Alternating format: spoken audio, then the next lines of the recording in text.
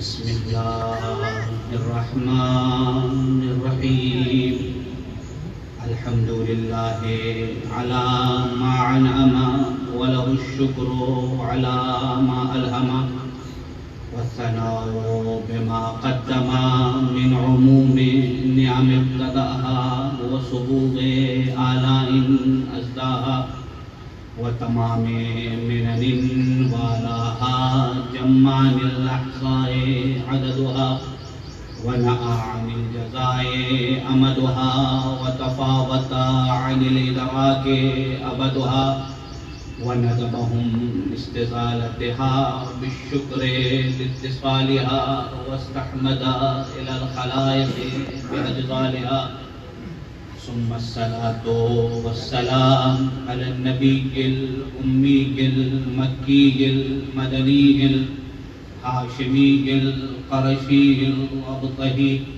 الذي سمي في السماء أحمد وفي الأرض أبي القاسم محمد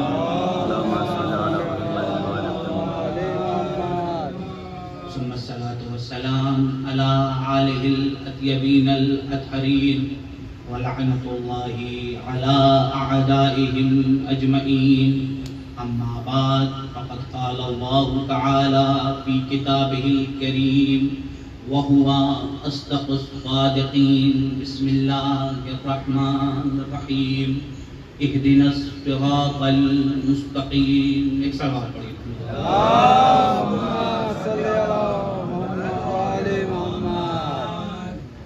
پیغمبر اکرم صلی اللہ علیہ وآلہ وسلم اللہم صلی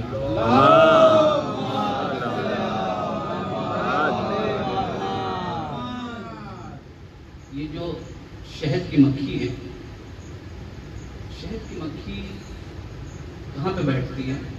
پھولوں پہ. سنا ہے نا؟ پھول کا جو رس ہوتا ہے وہ کیسا ہوتا ہے؟ ایک سوال پڑھیے محمد والے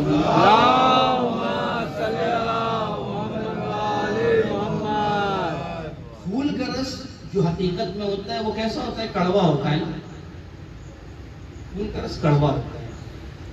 تو پھر یہ شہد کی مکھی جب کسی پھول کے رس کو اپنے منہ میں لیتی ہے اور پھر اس کے بعد جب اسے واپس دیتی ہے تو یہ کس طریقے سے اتنا شیرین ہو جاتا ہے، اتنا میٹھا ہو جاتا ہے کہ اس کی مثال دی جاتی ہے. کیوں؟ وجہ کیا ہے؟ امام علیہ السلام سے جب سوال کیا گیا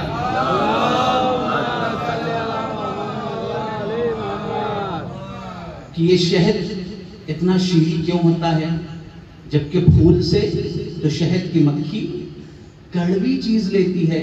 کہا جب پھول پہ بیٹھتی ہے اور شہد کے لیے پھول سے رس لیتی ہے نا تو محمد و آل محمد پہ صلوات بھیجتی ہے.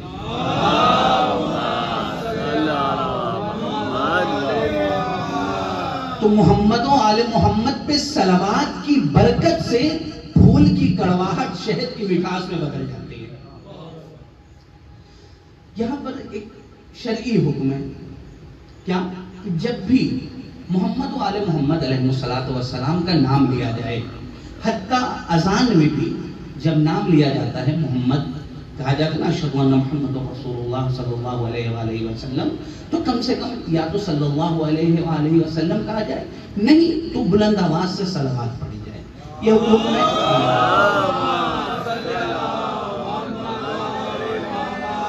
متعدد علماء سے سن میں رکھا ہوگا آپ نے کیا کہ بلند آواز سے صلوات بھیجنے سے آپس کا نفاق ختم ہوتا ہے. ایک صلوات پڑھیے.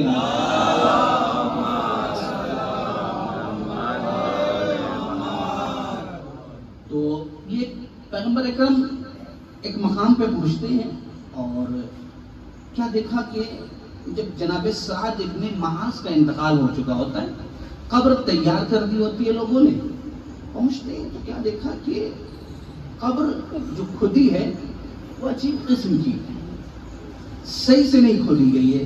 ایک جگہ سے برابر ہے، دوسری جگہ سے اوبڑ کھابڑ ہے، تیسری جگہ سے کچھ ایک دیکھنے میں حسن نظر نہیں آ رہا ہے. پیغمبر اکرم صلی اللہ علیہ وآلہ وسلم نے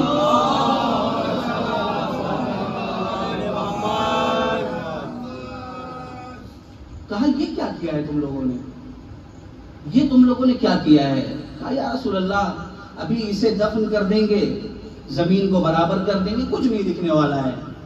کہا نہیں، جو بھی کام کرو اسے متقن اور محکم اور بہتر طریقے سے کرو۔ پھر اس کے بعد ایک جملہ فرمایا، رحم اللہ من عمل صالحا فاتقنہ، خداوند متعال اس شخص پر رحم کرے کہ جو عمل اور اچھا عمل انجام دے اسے محکم، بہتر اور خوبصورت طریقے سے انجام دے۔ یہ ایک ایسی عظیم سیرت ہے کہ اگر صرف تنہا اسی جملے پہ مجلس کو ختم کر دیا جائے اور اسے اپنی زندگی میں اتار لیا جائے کہ ہم جو بھی عمل کریں، جو بھی کام کریں اسے محکم، متقن، بہتر اور اچھے طریقے سے کریں، کوئی بھی کام ہو۔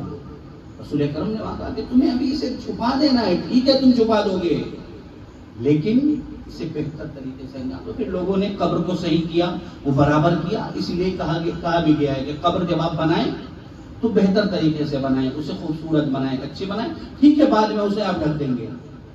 یہ رسول اکرم کی نصیحت۔ اسی طرح میں نے جس آیت کریمہ کی تلاوت کیا، یہ ایک سیرت کا پہلو ہے، اسے اپنی پوری زندگی میں جب بھی کسی عمل خیر کو انجام دیجیے گا تو اس حدیث کو ذہن میں رکھیے گا، رسول اکرم کے اس جملے کو ذہن میں رکھیے گا کہ ہمیں جو بھی عمل کرنا ہے وہ محکم، خوبصورت، اچھے انداز میں کرنا ہے، کہیں پہ بھی عمل کرنا ہے۔ پہلی بات یہ جو میں نے آیت کریمہ کی تلاوت کی، اہدنا الصراط المستقیم، ہمیں یہ حکم دیا گیا ہے کیا کہ اس دعا، یہ دعا ہے نا اہدنا الصراط المستقیم، دن بھر میں ہم جتنی نمازیں ادا کرتے ہیں کم سے کم واجب تو ادا کرتے ہیں نا، کتنی مرتبہ اس سورج کی تلاوت کرتے ہیں، سورہ حمد کی کتنی مرتبہ تلاوت کرتے ہیں؟ کوئی بھی دعا واجب نہیں ہے سوائے ایک دعا کے، وہ یہی دعا ہے اہدنا الصراط المستقیم۔ کم سے کم اگر ہم 17 رکعت نماز پڑھ رہے ہیں واجب تو اس میں 10 مرتبہ کم سے کم اس دعا کو کرنا واجب ہے۔ بہت توجہ کیجیے گا، میں ایک اہم نقطے کی طرف اشارہ کرنا چاہ رہا ہوں۔ اہدنا الصراط المستقیم کم سے کم 10 مرتبہ، کیوں؟ 17 رکعت نماز ہے، آپ کو یہاں پر ایک فقہی مسئلہ بھی بیان کرتا چلو۔ 10 مرتبہ واجب کیوں ہے؟ اس لیے کہ نماز صبح میں 2 مرتبہ الحمد واجب ہے، اس کے بعد دوسرا سورہ پڑھنا ہے۔ نماز ظہرین میں 2 رکعت میں الحمد واجب ہے، لیکن تیسری اور چوتھی رکعت میں کیا ہے؟ تیسری اور چوتھی رکعت میں جی تسبیحات اربع پڑھنا ہے، سبحان اللہ والحمد للہ ولا الہ الا اللہ واللہ اکبر پڑھنا افضل اور بہتر ہے۔ آپ سورہ الحمد بھی پڑھ سکتے ہیں، لیکن افضل کیا ہے؟ تسبیحات اربع پڑھنا، لہذا ہم افضل پہ عمل کرتے ہیں اور الحمد ہم نے نہیں پڑھا، تو کم سے کم 10 مرتبہ ہم اس دعا کو کرتے ہیں۔ اور اگر یقیناً ہم میں ایسے افراد ہیں اور مومنین، بلکہ میں کہتا ہوں کہ ہم سب ایسے ہیں کہ جو دن بھر میں 51 رکعت نماز پڑھتے ہیں، تو مستحبی نماز تو بغیر سورہ حمد کے ممکن ہی نہیں ہے، تو کم سے کم کتنی مرتبہ ہم پڑھیں گے؟ اگر 51 رکعت جو مومن کی علامت ہے، مومن کی کتنی علامت ہے؟ امام حسن عسکری علیہ السلام نے بیان فرمایا ہے،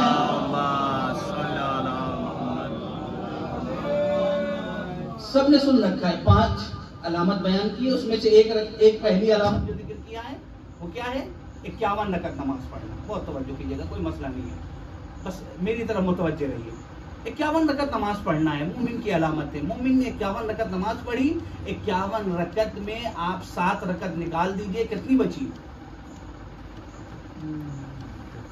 جی 44 نہیں، میں کہوں گا کہ 45 مرتبہ پڑھنا ہوتا ہے۔ کیوں؟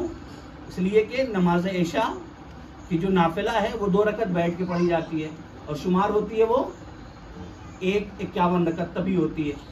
تو کم سے کم ہم 45 مرتبہ اس دعا کی تکرار کرتے ہیں۔ اس دعا کو خداوند متعال کی بارگاہ میں، اس دعا کا مطلب کیا ہے؟ کبھی غور کیا اس بات کی طرف؟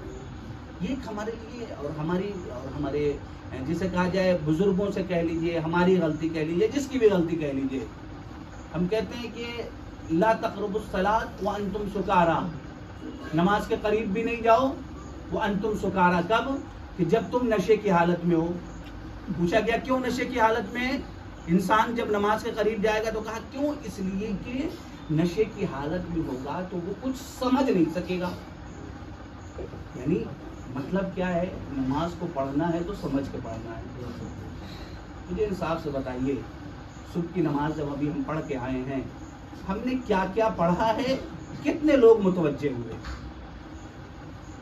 بہت غور کیجیے گا، میں ایک بہت اہم مسئلے کی طرف اشارہ کرنا چاہ رہا ہوں۔ ہم نے جب سورہ الحمد کو شروع کیا تو کیا ہم پڑھ رہے تھے جب الحمدللہ رب العالمین، اس کا مطلب ہم سمجھ رہے تھے؟ ایاک نعبد و ایاک نستعین کہہ رہے تھے تو اس کا مطلب ہم سمجھ رہے تھے؟ جب ہم نے سورہ انا انزلنا پڑھا تو اس کا مطلب ہم سمجھ رہے تھے؟ جب ہم رکوع میں گئے تو رکوع میں ہم کیا کہہ رہے ہیں اسے سمجھ رہے تھے؟ اس کا مطلب کیا ہے سمجھ رہے تھے؟ اگر سمجھ رہے تھے تو یقیناً بہت بہتر عمل ہے، اور اگر نہیں سمجھ رہے تھے تو آج سے جا کے کوشش کیجیے گا کہ اب جب نماز پڑھیں تو جو ہم بول رہے ہیں اسے سمجھیں۔ ہم خدا سے کیا طلب کر رہے ہیں، ہم خدا سے کیا مانگ رہے ہیں۔ یہ ٹھیک ہے واجب ادا ہو جائے گا، لیکن واجب اس وقت ادا ہو جائے گا، لیکن واجب کی معراج اس وقت ہوگی کہ جب ہم اسے سمجھ کے بیان کریں، ہم جب اسے سمجھ کے خدا کے سامنے جو ہے پیش کریں۔ لہذا ضرورت ہے۔ تو اب یہ اہدنا الصراط المستقیم کیا مطلب؟ اہدنا الصراط المستقیم کو دو طریقے کا ترجمہ کیا گیا، آپ سب لوگوں نے سنا ہے۔ کیا؟ صراط مستقیم پر قائم رکھ۔ ایک ترجمہ ہے اہدنا الصراط المستقیم، صراط مستقیم کی طرف ہدایت کر۔ اہدنا کا مطلب یہی ہے، اہدنا ہدایت کر، عربی میں اہدنا کا مطلب یہی کہ ہدایت فرما۔ کس چیز کی طرف؟ صراط مستقیم کی طرف۔ اچھا، ہم لوگوں کا مسئلہ یہ کہ چھوٹی چھوٹی باتوں پہ، یہاں پہ ایک آیت کے ترجمے کے لیے دو گروہ ہو گیا، دو پارٹی ہو گئی۔ یہ ہم لوگوں کا ہنر ہے، چھوٹی چھوٹی باتوں پہ پارٹی بنا لیتے ہیں۔ چھوٹی چھوٹی باتوں پہ، ہر ایک مختصر سی بات پہ یہاں پر ہمارے جو درمیان اختلاف ہوا، ایک پارٹی الگ دوسری پارٹی الگ، بڑی آسانی سے ہم پارٹیاں بنا لیتے ہیں اور پارٹی بدل بھی دیتے ہیں۔ ایک صلوات پڑھیے محمد۔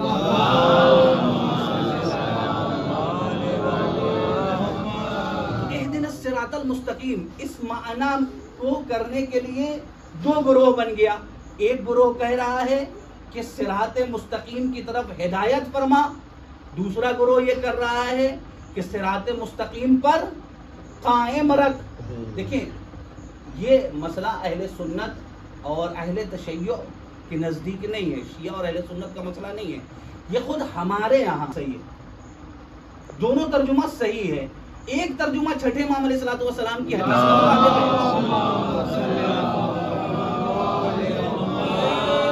جس میں یہ کہا گیا کہ اہدنا الصراط المستقیم، یعنی اہدنا کا مطلب ہے کہ الزم الطریق المستقیم، یعنی ہمیں اس راستے پر قائم رکھ، الزم یعنی قائم رکھ۔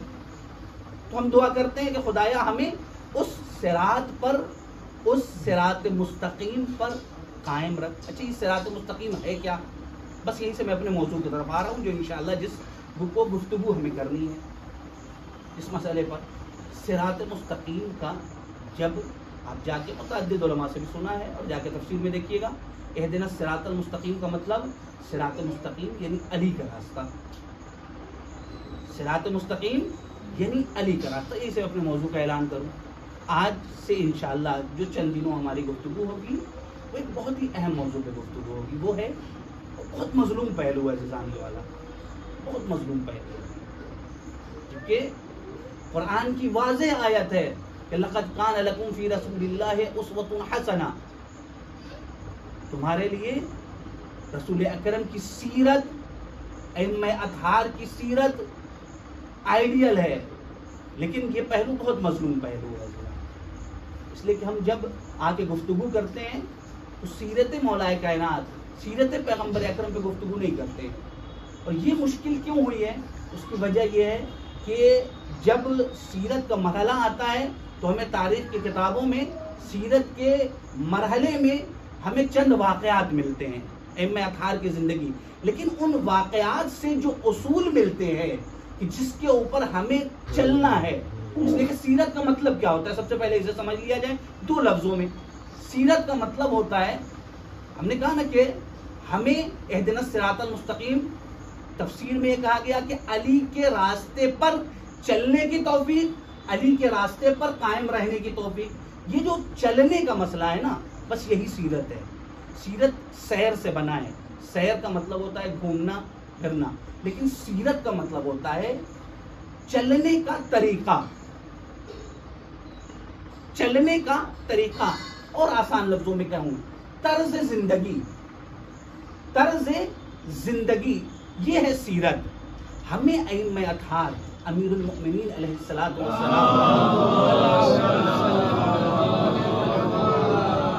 سے سیرت لینی ہے. کیا مطلب؟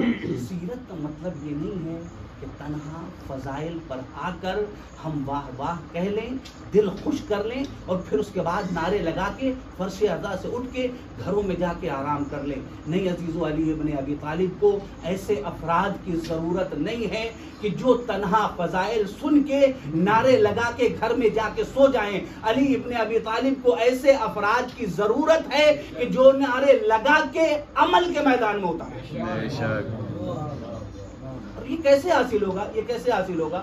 یہ اسی کے ذریعے سے کہ سیرت امیر المؤمنین کے پہلوؤں کو آ کے دیکھیں کہ علی ابن ابی طالب کا کہ زندگی کا ایک ٹوٹلی اصول کیا تھا. آج میں ذکر کروں گا آخر میں بہت مختصر طریقے سے کہ ٹوٹلی اصول کیا تھا علی ابن ابی طالب کی زندگی کا. علی ابن ابی طالب اپنے گھر میں کس طریقے سے رہتے تھے، کس طریقے سے رہتے تھے. واقعہ سن لینا کمال نہیں ہے، فضیلت کو سن کے واہ واہ کہہ لینا کمال نہیں ہے، بلکہ علی ابن ابی طالب جب اپنے گھر میں اپنی فیملی کے ساتھ، اپنی زوجہ کے ساتھ رہتے تھے تو کس طریقے سے رہتے تھے. امام حسن اپنے بیٹوں کے ساتھ رہتے تھے تو کس طریقے سے رہتے تھے. اس روش کو سیکھنے کے بعد اپنی زندگی میں پریکٹیکل طریقے سے اس پہ عمل کر لینا، یہ علی ابن ابی طالب کا اتباع ہے. یہ ہے، یہ جو ہم دعا کرتے ہیں اہدنا الصراط المستقیم، 2 معنی ہے. اچھا، یہ جو تکرار کرتے ہیں، ریپیٹ کرتے ہیں، کیوں کرتے ہیں؟ کیا یہ تکرار ہے؟ کیا یہ ریپیٹ ہے؟ خداوند متعال نے ہمیں یہ حکم دیا ہے کہ تم بس لگاتار رٹتے رہو، ریپیٹ کرتے رہو، تکرار کرتے رہو. نہیں عزیزان، مطلب کو سمجھیے گا. یہ تکرار نہیں ہے. یہ جو ہم صبح کے وقت کہتے ہیں اہدنا الصراط المستقیم، پھر ظہر کے وقت کہتے ہیں اہدنا الصراط المستقیم، یہ ریپیٹ کرنا نہیں ہے، یہ تکرار کرنا نہیں ہے، بلکہ جب ہم نے صبح کے وقت کہا اہدنا الصراط المستقیم، اس کا مطلب یہ ہوا کہ ہم خدا کی بارگاہ میں دعا کر رہے ہیں، اے میرے معبود، ہمیں آج کے دن جو میں آج صبح کے وقت اٹھا ہوں نا، تو اب اس وقت سے لے کر اب جب میں دوبارہ کہوں گا اس وقت تک ہمیں صراط مستقیم پر قائم رکھ. اس لیے کہ علی ابن ابی طالب کا راستہ وہ راستہ ہے کہ جو تنگ راستہ نہیں ہے. جب اس پہ انسان عمل کرتا چلا جائے گا نا، تو یہ راستہ وسیع سے وسیع تر ہوتا جائے گا، اتنا وسیع ہو جائے گا کہ ایک منزل ایسی آئے گی کہ جب انسان اس منزل پہ پہنچ جائے گا، ایک ایسی منزل اور ایک ایسے کمال تک پہنچ جائے گا کہ پھر تنہا علی ابن ابی طالب کا راستہ بہت آسانی سے دکھتا چلا جائے گا. اور یہاں پر جب ہم دعا کریں گے صبح کے وقت کہ اے مجھے علی ابن ابی طالب کے راستے پر قائم رہنے کی توفیق دے. اب جو چند قدم اب ہم چلے ہیں صبح سے لے کر ظہرین تک ہم نے جتنا علی ابن ابی طالب کے راستے پر قدم بڑھایا ہے، اب جب ہم نے ظہر کے وقت دعا کرنی شروع کی، پھر اہدنا الصراط المستقیم، پھر ہاتھوں کو اٹھا کے کہا اے میرے معبود، ابھی تک جو میں چند قدم چلا ہوں علی کے راستے پر، اس راستے سے مجھے بھٹکنے نہ دینا، اس راستے پر مجھے قائم رکھنا. دعا یہ ہوتی ہے. اب جب تیسرا وقت آیا مغربین کا، تو اب اس وقت پھر ہم یہی کہتے ہوئے نظر آتے ہیں کہ میرے معبود، ابھی تک جو صبح سے لے کر مغرب تک ہم نے علی ابن ابی طالب کے راستے پر، ائمہ اطہار کے راستے پر اپنے قدم کو بڑھایا ہے، اس پہ ہمیں قائم رکھنا. کہیں ایسا نہ ہو کہ صبح کے وقت جب ہم اٹھے تھے تو علی ابن ابی طالب کے راستے پہ تھے، ظہرین کے وقت تک پہنچتے کہیں ایسا نہ ہو کہ اس صراط مستقیم سے بھٹک جائیں. اس لیے کہ حدیث میں ہے ہے کہ آخر الزمان میں ایک ایسا زمانہ آنے والا ہے کہ جب انسان صبح کے وقت اپنے گھر سے نکلے گا تو با ایمان ہوگا، لیکن جب واپس پلٹے گا تو اس کا ایمان خطرے میں ہوگا۔ تو ہم یہی دعا کرتے ہیں کہ میرے معبود، یہ تکرار نہیں ہے بلکہ ہر روز ایک نئی دعا ہے کہ معبود ابھی تک ہم جہاں تک چلے تھے اس پہ باقی رکھنا، پھر اس کے بعد ہمیں آگے تک بڑھنے کی توفیق دیتے ہیں۔ یہ دعا ہے، ایسا نہیں ہے کہ ہم تکرار کر رہے ہیں، ہم ریپیٹ کر رہے ہیں، ہم بار بار اس چیز کی طرف کہ معبود ہمیں بس وہی تکرار نہیں ہے، پر ہمیں قائم ہے۔ تو یہ سیرت کون سا راستہ ہے؟ آگے خود ہی صراط الذین انعمت علیہم، صراط الذین انعمت علیہم، جس کا راستہ انعمت علیہم، جن کے اوپر نعمت، انعمت علیہم، جس پر معبود تو نے نعمت کی۔ کس کے اوپر نعمت تمام کی ہے؟ جو متقی افراد ہیں، جو پرہیزگار افراد ہیں، انبیاء کا راستہ، اولیاء کا راستہ، ائمہ اطہار کا راستہ، عزیزان اس راستے پر چلنے کی توفیق ہے۔ دیکھیے میں پہلے مختصر سا خاکہ مولا کائنات کی زندگی کا بس چند لمحوں میں ذکر کر دیتا ہوں، پھر اس کے بعد سے سیرت کا ایک دو اصول آج میں ذکر کروں گا۔ پہلا اصول، پہلی اصل میں نے جو ذکر کی ہے وہ کون سی؟ وہ اس واقعے کے ذریعے سے کہ زندگی میں کوئی بھی کام ہو محکم اور متقن کام ہو۔ میں کل انشاءاللہ موقع رہے گا اور یقیناً رہے گا تو میں چھٹے امام علیہ الصلوۃ والسلام کی وہ حدیث جس میں علی ابن ابی طالب علیہ الصلوۃ والسلام کی چھٹے امام نے وہ سیرت کو بیان کیا ہے، اور کہ کس طریقے سے چھٹے امام علیہ الصلوۃ والسلام سیرت پہ، اور چھٹے امام نے مولا کائنات کی سیرت کو بیان کیا کہ علی ابن ابی طالب کی کیا کیا سیرت رہی ہے اور اس کے اوپر آج عمل کرنے کی ضرورت ہے۔ تو چھٹے امام علیہ الصلوۃ والسلام نے جو بیان کیا میں وہ کل بیان کروں گا، لیکن علی ابن ابی طالب کی زندگی کا چند لمحوں میں خاکہ بیان کر دوں اور ایک اہم پوائنٹ کی طرف آپ کو لے کے چلتا ہوں، پھر اس کے بعد سے ربط مصائب۔ دیکھیے مولا کائنات کی زندگی، مولا کائنات کب پیدا ہوئے؟ 30 عام الفیل 13 رجب، سب کو معلوم ہے۔ پیغمبر اکرم کب پیدا ہوئے؟ 1 عام الفیل میں۔ علی ابن ابی طالب علیہ الصلوۃ والسلام اور پیغمبر اکرم کی عمر، دونوں کی عمر کتنے سال کی تھی؟ 63 سال دونوں کی عمر، اور یہی دونوں کی سیرت ہمارے لیے آج نمونہ عمل بھی ہے۔ ائمہ اطہار انہی کے ضمن میں ہیں۔ 63 سال میں مولا کائنات ہمیشہ 10 سال کا فاصلہ ہے، 30 سال کا فاصلہ ہے مولا کائنات اور پیغمبر اکرم میں۔ مولا کائنات جب 10 سال کے ہیں، رسول اکرم 40 سال کے، اعلان رسالت کیا 40 سال کی عمر میں۔ 13 سال مکے میں رہے، مولا کائنات کی عمر 23 سال، رسول اکرم کی عمر کتنی سال؟ 53 سال۔ پھر اس کے بعد مکے سے رسول اکرم نے ہجرت کی کدھر؟ مدینے کی طرف، وہاں کتنے سال رہے؟ 10 سال۔ یہ جو 63 سال کی عمر مولا کائنات کی ہے، اس میں جو سیرت کے نمونے ہیں اس کو دیکھنے کی ضرورت ہے۔ دیکھیں ابتدائی طور سے جو ذکر کیا میں نے عام الفیل، یہ ہمارا بنایا ہوا اصول نہیں ہے، یہ اس زمانے سے چلتا ہوا چلا آیا ہے۔ اس زمانے میں چونکہ اب عام الفیل کا مطلب سنا ہوگا، فیل یعنی جی ہاتھی، عام الفیل ہاتھی والا سال، وہ جس سال ابرہے نے حملہ کیا تھا وہ سال عام الفیل کہا جاتا ہے۔ اسی کو یاد کیا جاتا تھا کہ یہاں تک کہ رسول اکرم نے ہجرت کی اور خلیفہ دوم کا زمانہ آیا۔ میں ایک اہم مسئلے کی طرف اشارہ کرنا ہے، اس لیے اس چیز کو میں لے کے آیا ہوں۔ کہا ہجرت جب ہوئی، ہجرت کے بعد خلیفہ دوم کا زمانہ آیا۔ اب جو تاریخ ابھی تک عام الفیل تھی، اب یہ فکر ہوئی کہ دھیرے دھیرے لوگ عام الفیل کو بھولنے لگے۔ ابھی جب کووڈ آیا تھا تو لوگ کہتے تھے جس سال کورونا آیا، جس سال کووڈ، دھیرے دھیرے اب بھولنے لگے۔ وہی ہوا تھا، عام الفیل کو بھی لوگ بھولنے لگے تھے۔ تو کہا کیا کہ بھائی کوئی اسلامی تاریخ ہونی چاہیے، کوئی اسلامی طریقہ ہونا چاہیے کہ جس کو ہم یاد کر سکیں۔ لہذا یاد کرنا شروع کیا، کسی نے آ کے مشورہ دیا کہ سال جو شروع ہو رسول اکرم کی ولادت والا سال رکھ دیا جائے، جس دن رسول اکرم کی ولادت ہوئی ہے۔ کسی نے کہا نہیں بھائی بعثت، مولا کائنات روایت کے مطابق مولا کائنات نے مشورہ دیا کیا کہ نہیں، جس سال رسول اکرم نے ہجرت کی ہے اسی کو اسلامک سال قرار دے دیا جائے کیلنڈر کے اعتبار سے، تاکہ اسی اعتبار سے یاد رکھا جائے۔ اچھا، اسے پیش کیا دربار خلافت میں یہ قبول کر لیا گیا. اچھا نہیں، دربار خلافت اس وقت نہیں تھا. توجہ کیجیے گا، بس ایک منزل کی طرف لے کے آیا میں. دربار خلافت اس وقت نہیں تھا، یہ دربار خلافت اس کے بعد آیا. اس وقت سارا مرکز خلیفہ سوم تک سارا مرکز مسجد، چاہے وہ تعلیمی مرحلہ ہو، چاہے وہ عدالت کا مرحلہ ہو، چاہے وہ فیصلہ کرنے کا مرحلہ ہو، چاہے وہ اقتصادی اور اکنامیکل اعتبار سے مسئلہ ہو، چاہے وہ فوجی چھاونی ہو، کوئی بھی کسی کی مدد کرنا ہے، کسی کو تعلیم دینا ہے، کسی کو کچھ بھی کرنا ہے تو وہ کیا ہے؟ وہاں پر مسجد مرکز ہے، مسجد کو مرکزیت حاصل ہے. لیکن یہ کام بنی امیہ نے کیا کہ مسجد کی مرکزیت کو چھین لیا. دیکھیں، میں چونکہ سیرت کی طرف لے کے آنا ہے مجھے، اس لیے میں اس مرحلے پہ آیا ہوں کہ مسجد کی مرکزیت کو چھین لیا. کس طریقے سے چھینا، اس کی بھی بڑی ایک عجیب داستان ہے.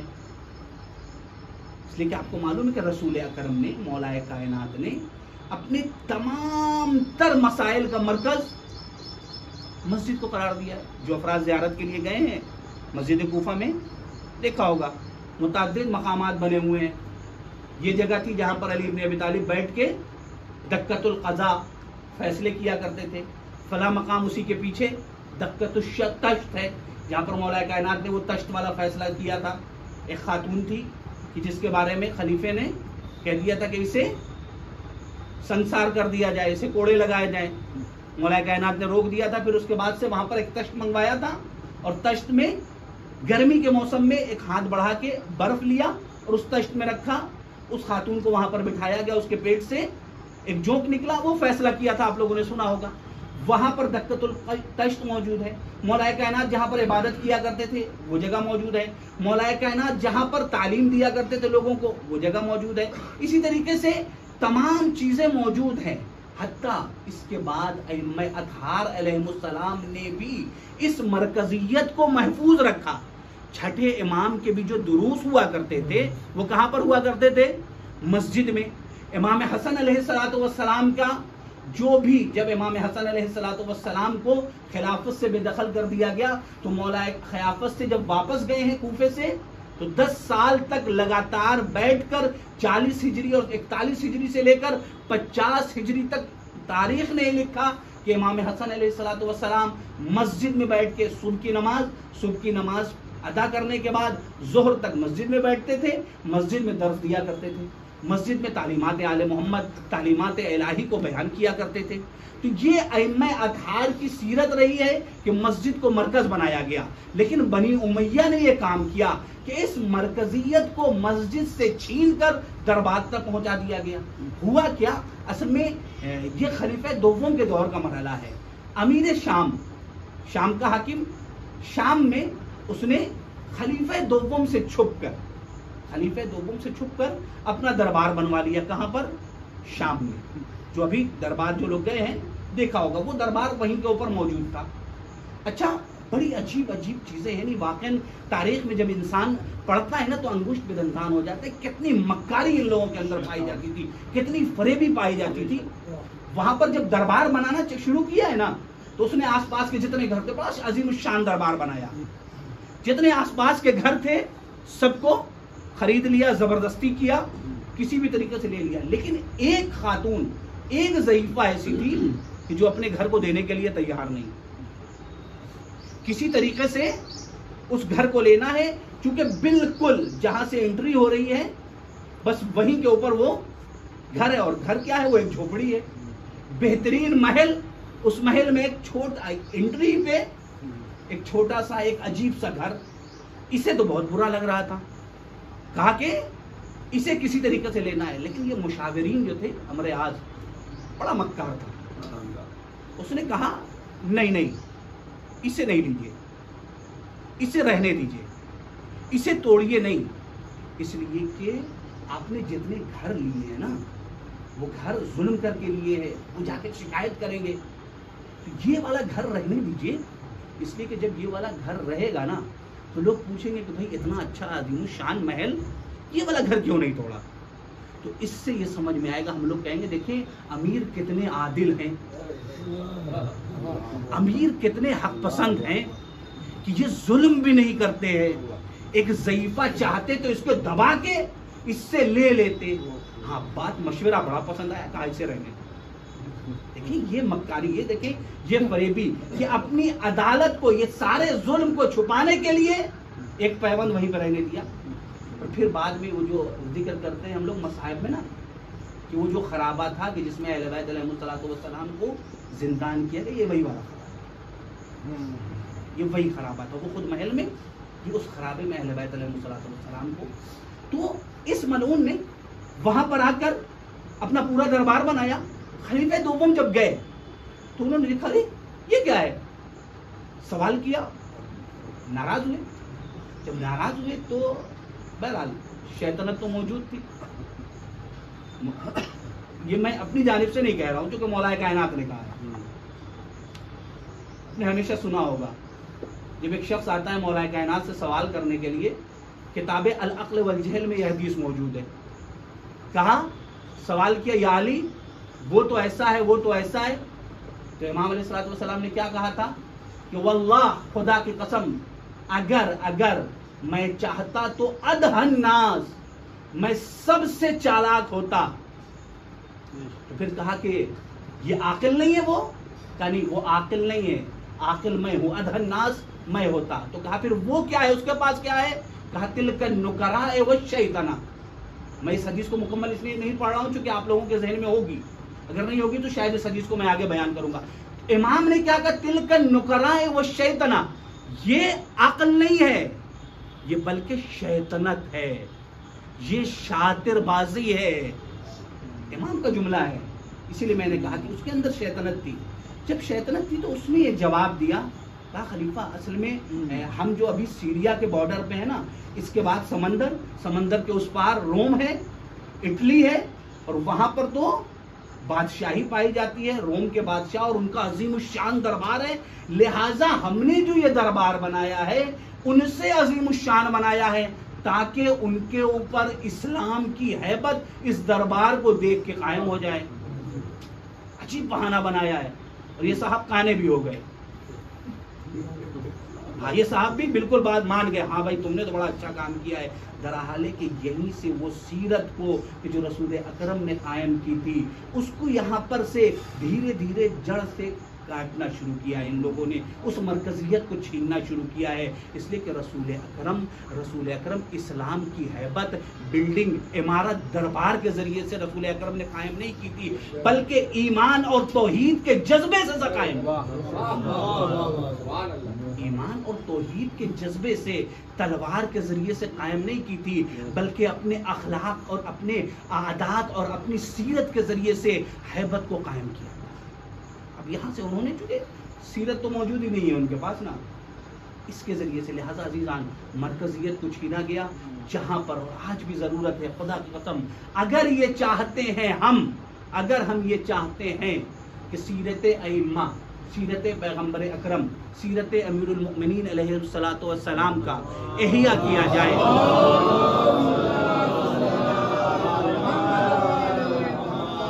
تھکے تو نہیں ہیں؟ ایک صلوات پڑھیے.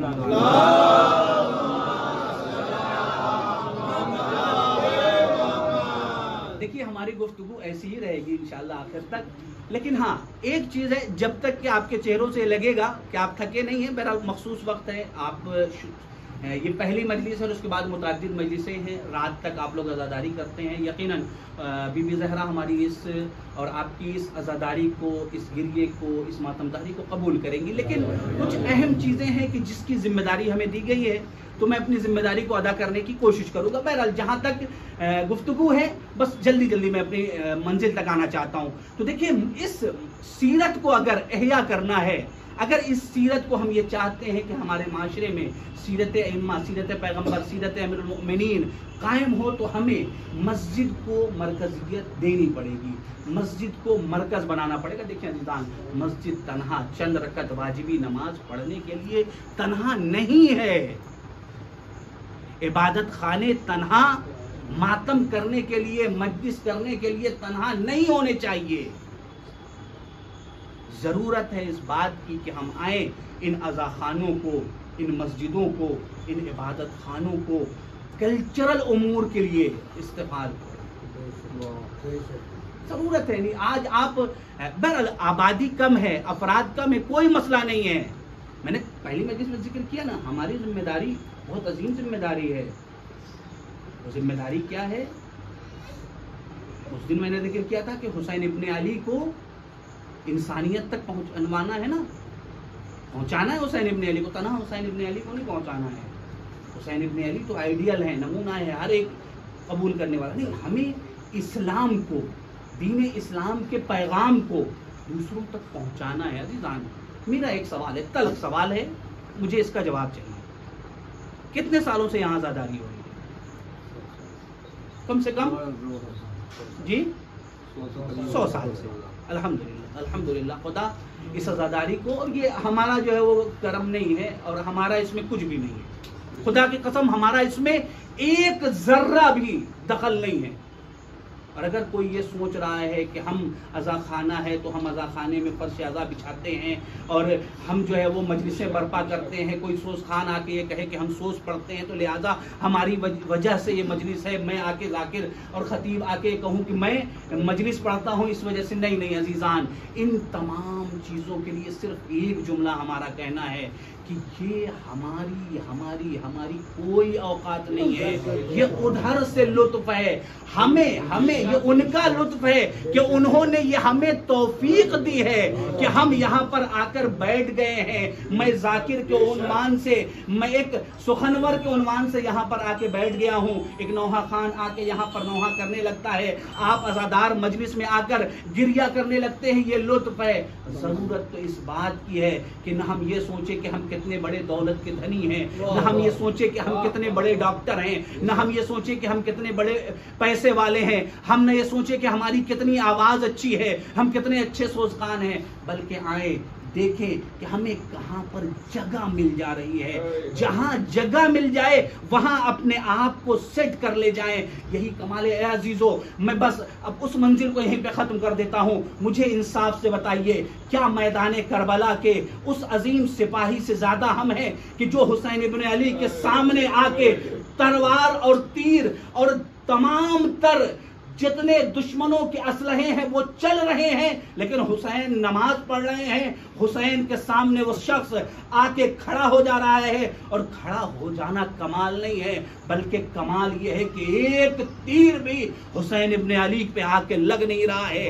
جب تک نماز ختم نہیں ہوئی ہے حسین ابن علی کی، اس وقت تک سعید گرے نہیں ہے، لیکن سعید گرنے کے بعد خدا کی قسم اس سے عظیم منزل کوئی دکھائے مجھے تاریخ میں۔ ہم اپنے چند پیسے خرچ کر سکتے ہیں، ہم اپنے چند میٹر کو ختم کر سکتے ہیں، ہم اپنی گفتگو کو یہاں پر بیان کر سکتے ہیں، ہم اپنے 1 گھنٹے کو سرو کر سکتے ہیں، لیکن اس کے بعد بھی ہمیں یہ کہنے کی جرات نہیں ہونی چاہیے، اس لیے کہ جب سعید گرے ہیں تو گرنے کے بعد ایک جملہ پوچھا ہے، حل رضیت عنی یا ابن رسول اللہ، اے فرزند رسول، کیا آپ ہم سے راضی ہو گئے؟ مطلب کیا ہے؟ سعید جاتے جاتے ہمیں یہ بتا کے گئے ہیں، دیکھو میں نے وہ عظیم عمل انجام دیا ہے، حسین تک تیر نہیں پہنچنے دیا ہے، لیکن یہ ہمارے جسم پہ جو تیر آ کے لگ رہے ہیں نا، اس کی کوئی اوقات نہیں ہے اگر حسین ابن علی راضی نہ ہو۔ اگر ہم یہاں پر آ کے کچھ بیان کر رہے ہیں، ہم آ کر کچھ ذکر سن رہے ہیں، ہم آ کر کچھ یہاں پر ذکر کر دے رہے ہیں، کچھ تبرک بانٹ دے رہے ہیں، کچھ وقت خرچ کر دے رہے ہیں، عزیزو اس کی کوئی اوقات نہیں ہے عزیزو اگر حسین ابن علی راضی نہ ہو۔ لہذا آنے کے بعد خلوص سے آیا کیجیے، یہاں پر جب آئیے تو خلوص سے آئیے، یہ سوچ کے آئیے کہ ہم اس فرش عزا پہ آئے ہیں تو حسین راضی ہو جائے، اس فرش عزا پہ آئے ہیں تو حسین راضی ہو جائے۔ بس میں نے جہاں پر گفتگو ختم کی تھی انشاءاللہ اسے کل شروع کروں گا۔ عزیزو، آج کیا تاریخ ہے؟ 2 دن آ گیا، 2 محرم ہے، حسین وارد کربلا ہو چکے ہیں۔ ابھی تک جو سفر حسین ابن علی کا مدینے سے شروع ہوا تھا نا، اس لیے کہ مدینے سے جو سفر شروع ہوا ہے بڑے ہی عجیب انداز میں، وہ پورے سفر کو بیان نہیں کروں گا، بس صرف 2 جملے اس سفر کے۔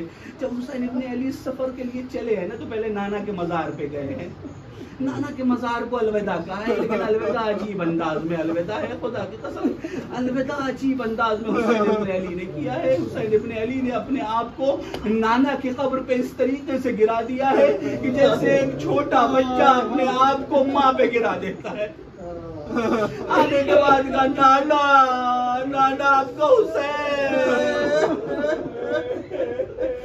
نانا آپ کا حسین جا رہا ہے۔ نانا سے رخصت ہوئے، نانا سے رخصت ہونے کے بعد اپنی اماں کے مزار پہ گئے۔ آپ کو معلوم ہے نا کہ ماں کا مزار آج بھی معلوم نہیں ہے قبر زہرا کہاں پر ہے، لہذا حسین کب گئے ہیں؟ رات کے سناٹے میں گئے، لیکن مقاتل نے ظاہراً کسی ایسے شخص نے اس واقعے کو نقل کیا ہے، ظاہراً خود حسین ابن علی کی زبانی ہو شاید، یا کسی خاص ایسے فرد کی ہو کہ جس سے قبر جناب زہرا معلوم ہو، اس لیے کہ اس نے یہ مقتل کے اس جملے کو لکھا ہے کہ جب حسین ابن علی گئے ہیں نا اپنے اماں کے مزار پہ تو جانے کے بعد سلام کیا ہے، السلام علیکہ یا اماں، مادر گرامی سلام ہو، حسین جا رہا ہے، مادر گرامی سلام ہو، حسین جا رہا ہے۔ ادھر سے جواب آیا ہے، عجیب جواب آیا ہے، عجیب جواب آیا ہے، السلام علیک یا مظلوم الام، السلام علیک یا شہید الام، اے مظلوم ماں کے مظلوم فرزند تجھ پر سلام، السلام علیک یا شہید الام، اے شہید ماں کے شہید بیٹے تجھ پر سلام۔ اے عزیز علماء کہتے ہیں کہ شاید قبر جناب زہرا سے سوال آواز آئی تھی کہ حسین حسین تم جا رہے ہو، اب تیری ماں قبر میں نہیں رہنے والی، تیری ماں بھی ساتھ ساتھ چلے گی۔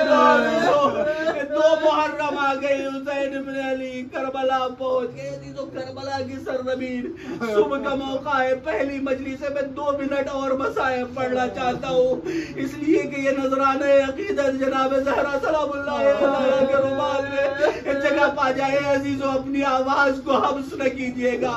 چھٹے امام علیہ السلام کی خدمت میں جناب ابو بصیر پہنچتے ہیں۔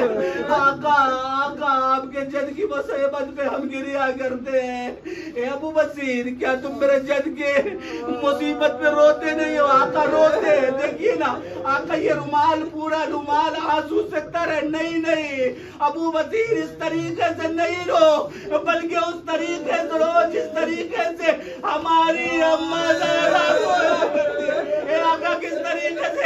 ارے اس طریقے سے روتی ہے جیسے کوئی جوالہ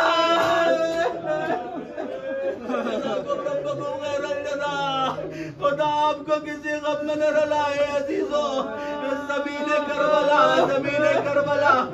بڑی عظیم سرزمین ہے، یہاں سے جو بھی گزرا ہے نا، جتنے نبی گزرے ہیں، جو بھی گزرا ہے وہ کسی نہ کسی مصیبت اور سختی میں دو چار ہوا ہے، اور جب مصیبت اور سختی میں دو چار ہوا ہے نا، اس نے خدا سے تقاضا کیا ہے کہ یا رب ابھی تک جتنی سرزمین سے گزرے ہیں کبھی بھی کسی بھی سرزمین پہ ہماری یہ کیفیت نہیں ہوئی ہے۔ ادھر سے خدا کی طرف سے جواب آیا ہے کہ سرزمین وہ سرزمین ہے جس پر نواز رسول کو بھوکا پیاسا شہید کیا جائے گا۔ عزیزو امیر المومنین علی ابن ابی طالب علیہ السلام جب جنگ صفین سے واپس آ رہے تھے نا تو اسی مقام پہ سرزمین کربل پہ آ کے رکتے ہیں۔ جب سرزمین کربل پہ آ کے رکتے ہیں تھوڑی دیر تک کے لیے آنکھ لگتی ہے، ایک مرتبہ اچانک اڑتے ہیں، اچانک اڑنے کے بعد آنکھوں سے لگاتار آنسو گرنے لگتے ہیں۔ امام حسن آگے بڑھتے، بابا کیا ہوا؟ ابھی خواب دیکھا تھا، اس سرزمین کو میں نے دیکھا، یہ سرزمین پوری خون آلود ہے، ایک خون کا دریا ہے، اس خون کے دریا میں میرا حسین ارے اس طریقے سے کہ آواز دے رہا ہے حل من ناصر، کوئی ہے جو مدد کے لیے آئے، لیکن کوئی مدد کے لیے نہیں آ رہا ہے۔ پھر اس کے بعد امیر المومنین نے سرزمین کربلا پہ 3 مرتبہ ہاتھ مارا، ایک جملہ کہا صبرن یا ابا عبداللہ، اے حسین صبر کرنا، اے حسین صبر کرنا، اے حسین صبر کرنا۔ اے عزیزو، اس منزل تک آپ ہمارے ساتھ آ گئے، حسین بھی سرزمین کربلا پہ آئے، میں جلدی جلدی اپنی آخری منزل پہ آ گیا۔ اے عزیزو، حسین سرزمین کربلا پہ جب پہنچے ہیں نا، 7 گھوڑے بدلے گئے۔ آپ کو معلوم ہے، کسی سے سوال کیا ہے امام علیہ السلام نے اس سرزمین کا نام کیا ہے؟ کسی نے کہا آقا اسے شط فرات کہتے ہیں، کسی نے کہا اللہ اسم آخر کوئی اور نام ہے، کہاں آقا اسے غادریہ کہتے ہیں، کسی نے پوچھا، ہم نے پوچھا کسی اور سے سوال کیا اس کا کوئی اور نام، کہاں نینوا کہتے ہیں۔ ایک مرتبہ امام علیہ السلام نے پھر سوال کیا اللہ اسم آخر کوئی اور نام ہے کیا؟ آقا حسین ابن علی کیا آپ کو نام نہیں معلوم ہے؟ نہیں حسین ابن علی کو نام معلوم ہے، لیکن اگر پیچھے جو زینب ہے نا، اگر اچانک وہ سرزمین کربلا کا نام سن لے گی، ارے زینب پہ کہیں موت کی کیفیت طاری نہ ہو جائے، لہذا دھیرے دھیرے حسین آمادہ کر رہے ہیں۔ جیسے ہی کسی نے کہا اس سرزمین کو کربلا کہتے ہیں، حسین ابن علی نے کہا حاضہی ارض کرب و بلا، ارے یہ سرزمین کرب و بلا ہے، ہونا محتر آلنا، ارے رکو رکو، ارے یہیں پہ سواریوں سے محملوں کو اتارو، یہی کاروان لگائے جائیں گے، ہونا تجھ بہت پالونا، یہی وہ جگہ ہوگی جہاں میرے بچوں کو ارے ذب کیا جائے گا، ہونا تصبح نساؤنا، یہی وہ جگہ ہوگی جہاں ہماری خواتین، جہاں زینب و ام کلثوم بے ردا ہوگی، خیموں میں آگ لگائی جائے گی۔ اِنَّا لِلَّهِ وَإِنَّا إِلَيْهِ رَاجِعُونَ۔ لِذَنبِ قَضَائِهِ وَتَسْلِيمًا لِأَمْرِهِ لَا مَعْبُودَ سِوَاهُ رَبَّنَا تَقَبَّلْ مِنَّا إِنَّكَ أَنْتَ السَّمِيعُ الْعَلِيمُ وَتُبْ عَلَيْنَا إِنَّكَ أَنْتَ التَّوَّابُ الرَّحِيمُ۔ معبود تجھے واسطہ ہے حق محمد و آل محمد کا، ہماری اس مختصر سی عزا کو قبول کر۔ معبود تجھے واسطہ ہے حق محمد و آل محمد کا، ہمارے گناہان کبیرہ و صغیرہ کو معاف فرما۔ معبود تجھے واسطہ ہے حق محمد و آل محمد کا، جوانوں کو یہ توفیق دے کہ وہ زیادہ سے زیادہ محمد و آل محمد کی تعلیمات کو سیکھیں اور سیکھ کے اس پہ عمل کر سکیں۔ معبود تجھے واسطہ ہے حق محمد و آل محمد کا، ہم سب کو اس طریقے سے زندگی گزارنے کی توفیق دے کہ جس طریقے سے زمانے کے امام چاہتے ہیں۔ معبود تجھے واسطہ ہے حق محمد و آل محمد کا، امام زمانہ کے ظہور میں تعجیل فرما، ہمیں ان کے اعوان و انصار میں شمار۔ ربنا تقبل منا۔